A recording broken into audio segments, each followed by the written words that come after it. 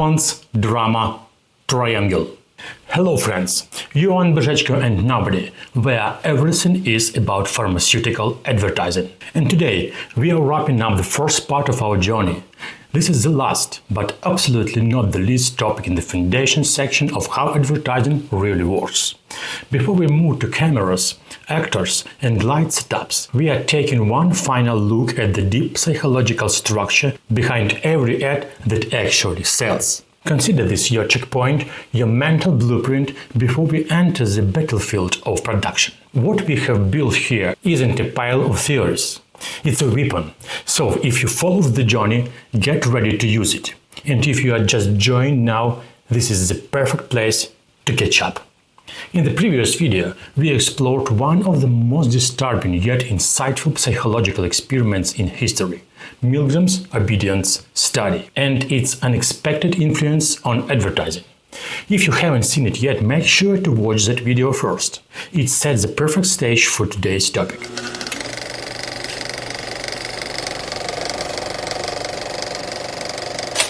Today we are diving into a powerful psychological model that reshapes how we approach pharmaceutical ad storytelling. Karpman's drama triangle. In advertising, especially pharma, this triangle transforms into three essential roles: the patient, the healer, the illness. Let's unpack why this model matters and how it helps us craft ads that don't just impress, but truly sell.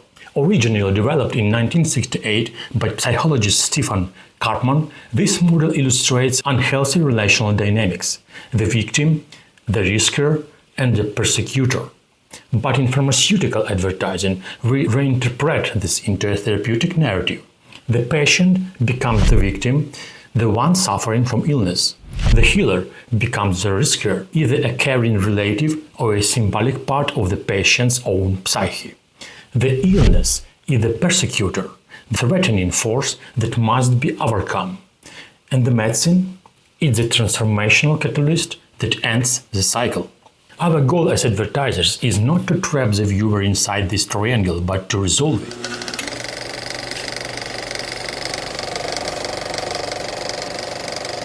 Before we wrap up, let's zoom out. Karpman's drama triangle isn't just a narrative model for advertising. It's a mirror of real human relationships repeated daily in families, offices, and societies. In life, we often unconsciously play one of the three roles. The victim, why me? The risker, let me fix this for you. The persecutor, it's your fault. This dynamic is seductive because it gives everyone a role and a false sense of control. But it's also toxic because it locks people into cycles of blame, helplessness, and guilt. In personal relationships, the victim becomes emotionally dependent. The risker burns out or becomes controlling. The persecutor creates fear or shame. Sound familiar? If you have ever had a partner, boss, parent, or friend pull you into these roles, you know how draining it is. And if you have ever been the risker or victim, you know how hard it is to stop. This is why the model is so powerful. It describes a psychological trap that exists far beyond ads. And that's why it works inside ads too.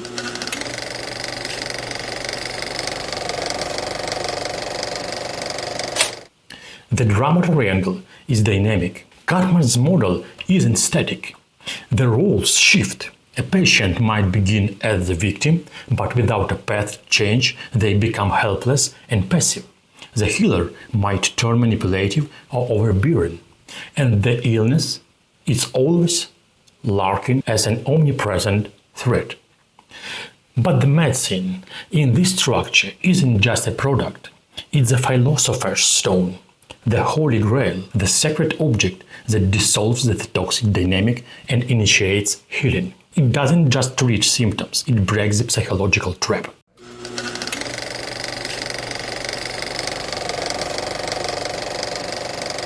The antidote to the drama triangle is called the winner's triangle, proposed by A.C.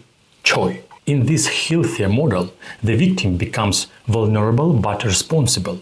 Yes, I am in pain and I can choose to change. The risker becomes caring but boundaried. I support you, but I will not do it for you. And don't forget about the rank, confidence, and authority of your healer. The persecutor becomes assertive and challenging. This is hard, but you can face it.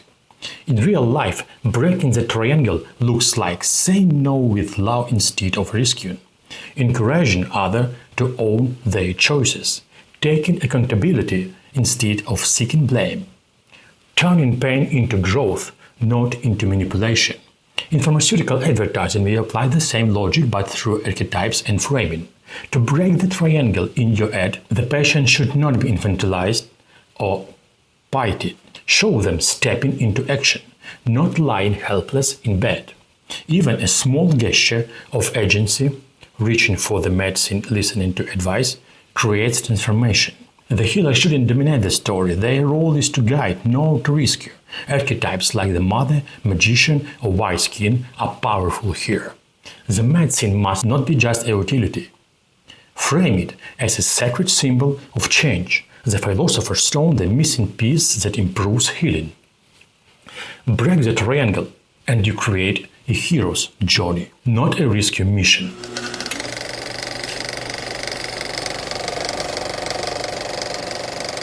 Let's be blunt. People don't buy medicine because they want to.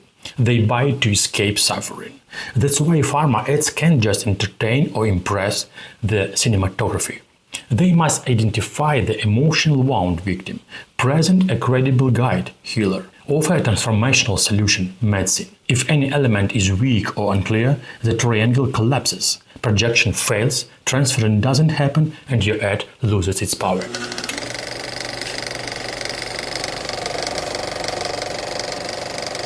In every effective pharma ad, these roles must be crystal clear.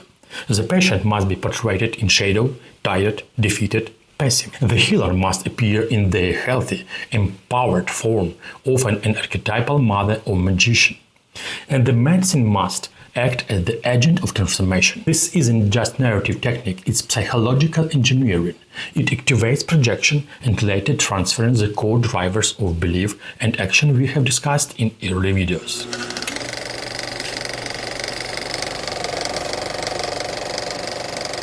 Karpman's triangle gives us a lens not just to understand the audience but to structure every emotion in every frame. Next time you sit down to write or direct a pharma ad, ask yourself, who is suffering, who brings the cure, and how do we dissolve the pain, not just physically, but symbolically. That's where persecution begins, that's how belief is built, and that's how ads sell.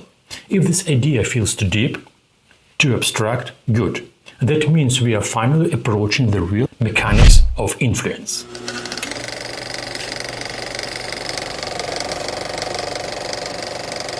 In the next part of course, we'll take everything you learned and put it in front of the camera. We will explore how to film archetypes convincingly, how to light and block the frames to enhance transference, how to shot the product itself so it becomes the philosopher's stone on screen, and how to design scents that sell not with gimmicks but with psychodynamic power. This is where your ads start being profitable.